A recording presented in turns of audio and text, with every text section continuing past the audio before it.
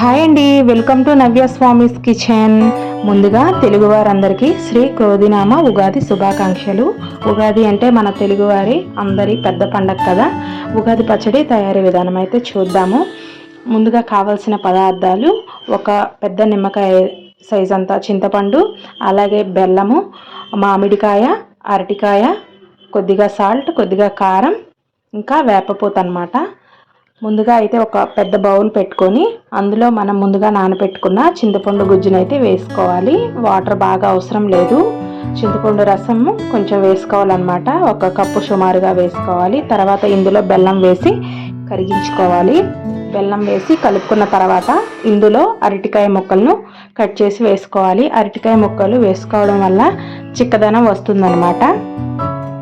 ఇలా అరటికాయ ముక్కలన్నీ వేసుకొని చెయ్యితోటి ఇలా మెదుపుకోవాలి. చేతితోటి ఇలా మెదుపుకోవడం వల్ల మరీ పలచగా కాకుండా చిక్కగా వస్తుంది. ఉగాది అరటికాయ కూడా కలుపుకున్న తర్వాత ఇందులో కొంచెం సాల్ట్ని యాడ్ చేసుకోవాలి. సాల్ట్ కారం కొంచెం కొంచెం వేస్తే సరిపోతుంది, మరీ ఎక్కువ అవసరం లేదు. బ్యాలెన్స్డ్గా వేసుకోవాలి. తర్వాత వేపపూతని కొంచెం వేసుకోవాలి, చేదు కూడా బ్యాలెన్స్ చేస్తుంది. తర్వాత చిన్నగా కట్ చేసుకున్న మామిడికాయ ముక్కలు వేసుకొని మొత్తం ఒకసారి బాగా కలుపుకోవాలి.